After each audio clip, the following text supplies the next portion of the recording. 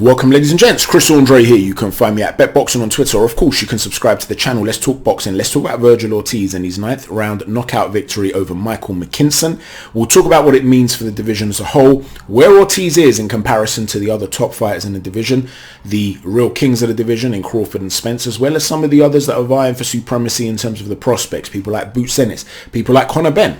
We'll also talk about MICHAEL McKINSON and where there were some errors from a technical perspective that meant he was never really going to win last night's fight. I didn't expect him to win prior to the fight. I thought Ortiz would win by stoppage, and post-fight, or during the fight rather, it became quite apparent to me that McKINSON was seriously up against it, and we'll talk about why.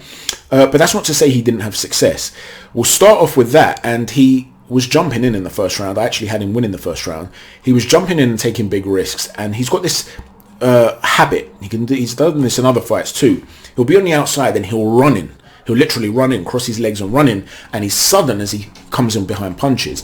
Something that Amir Khan has done in the past as well, and he was doing actually against Terence Crawford, which he was punished for it. It's all well and good being that sudden, and you are going to catch fighters out on occasion. They're not going to expect it, and you're going to have some success. But eventually they're going to read your patterns and your timing, and they're going to be able to take half a step back and time you on your way in. You're running red light, so to speak. You might be on a motorway and you get to a highway, you're coming off that motorway, you still don't want to let go of your speed, you see some traffic lights, you zoom through the first lot of lights, other cars are emergency braking, you get away with it, they don't hit you. The second set of lights, same thing happens again. Well, the third set of lights, some truck's going to come by and take you out. And this is the problem with running red light, so to speak. But here's the thing. MICHAEL McKINSON was having success in the sense that he was landing early on flush big shots on Ortiz, and it wasn't just the case of it being the angles of an orthodox versus southpaw, and he was lining them up with a backhand. When he would run in, he would often square up, and when he would square up and they would be letting go of leather at each other, he was landing flush big shots on Ortiz too. And yes, he's not a puncher, but there were shots that Ortiz was feeling. There were one or two where he covered up, there were one or two where he had to reset with his feet because he fell back. There was one backhand where he caught Ortiz and he actually thought he hurt Ortiz because Ortiz literally sort of went back with his feet, fell back with his feet, and he went to run in on him and then realized he was okay, and then started to settle a bit more into his stance. But the point is, he was having some success. Ortiz would cover up, take a moment at times, and then go again. So he was feeling it. Well, imagine he was in there against Conor Benn. Imagine he was in there against Terence Crawford or Ennis. Now, I don't think Errol Spence is the puncher that those other three are, but he's consistent. And what Errol Spence will do is make himself much harder to find and to hit than McKINSON. Additionally to that, something that I've shown in the past when breaking down Errol Spence is his fantastic hand positioning and shoulder positioning when he's throwing punches. In my opinion, it's possibly the best in the entire sport. When he throws punches, he's covered up. His face is covered up. He's brilliant at doing this. And so he's not like a lot of other fighters who are vulnerable when they're throwing punches. So if these two are exchanging and they're throwing leather, and it's a war of attrition, and it's at mid-range, yes, Ortiz carries power in both hands. Short power, hooks, uppercuts. He can go to the body, he can vary that power. Even if you're stepping away, that power seems to carry when it's a bit longer. Yes to all of that. But if you're catching elbows and forearms and biceps and shoulders, and Errol Spence is landing flush to your body, to your head, to the side of your temple, he could very well wear you down just like he does to pretty much everybody else. Because he overloads at times, VERGIL ORTIZ, and he's looking to take your head off, and by overloading, he leaves openings. Now, like I said, he's a very dangerous guy, there's no doubt about it, and with that sort of heavy-handed power, he's got an opportunity against anybody, there's no doubt. But imagine he was in there, like I said, against, forget Spence, even Conor Benn, say, who a lot of people have question marks about.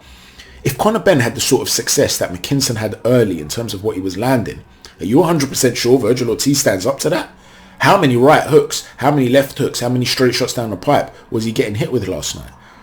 If that happens against Conor Benn, he could clean his clock. Now, you saw that he's a snowball sort of fighter sometimes, Ortiz. He gets stronger as the fight goes on. The same way that a snowball will start at the top of the mountain, and as it goes down, it gets bigger and bigger and more formidable. That could be what Ortiz offers, and perhaps Conor Benn, with that incessant pressure and ferocity, would wane. So I'm not saying Conor Benn definitely washes VERGIL ORTIZ. But if he's catching Ortiz with those big shots early on, don't be 100% sure that he gets out of the first 3 or 4 or 5 rounds. He gets hit with too many shots.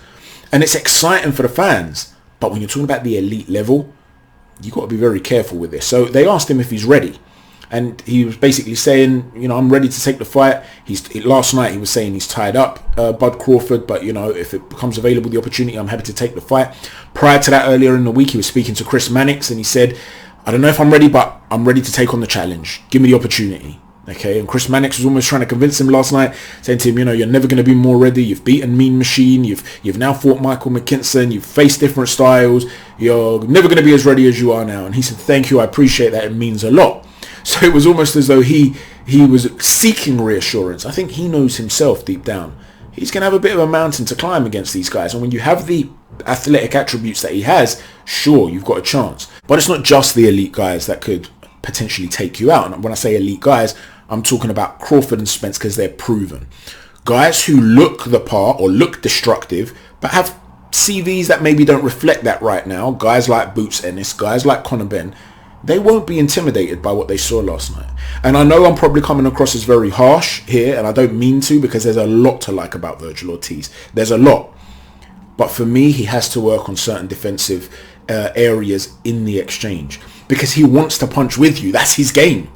So you don't want to be in a position where you're vulnerable when they're fighting your type of fight. Do you see what I'm saying? He's in it. If you fight Errol Spence, you want to force him into those exchanges. Same with Bud Crawford. Same with Conor Benn. You are going to want to put them in areas where they cannot escape having a tear up. Well, if that's the case, you want to make sure that when you're having that tear up, you're not vulnerable yourself. You see what I'm saying? So I still think he's a fantastic talent for sure, destructive fighter, but there's still work to be done. And in such a strong division, I don't know. I'm not sure he's quite ready yet. When it comes to McKinson, you were clearly seeing he was leaning his weight onto his back foot. And the reason was he wanted to stay away from what was coming so he could then line up that backhand, make him fall short and come back. One of the problems he had is that he was pouring with the jab. And listen, McKinson fought with a lot of bravery last night, so I don't want people to misconstrue what I'm about to say here. But he was clearly intimidated. There was an element of him fighting as though he was fighting scared. And I don't mean scared as in a lack of bravery, because he showed, like I said, a lot of heart and he was willing to trade. But he was almost intimidated to commit to the jab. If you want to keep a guy off you like that, you can't just move around. And by the same token, you've got to punish him with the jab when he's just trying to walk in behind that high guard and enter the pocket by forcing his way in. You need to feel that pummeling jab. He needs to feel his nose, his chin, his jaw. He needs to feel that rattle off his knuckles. He wasn't doing that. He was almost pouring and just hoping for that backhand. Now, it's fine if you're Adonis Stevenson, who would often fight in that same way. Lean back, try and line you up, wait for you to, you know, he often pour that lead jab up, line you up with that backhand, and then really shoot it through and take your head clean off. McKinson doesn't have that sort of punching power.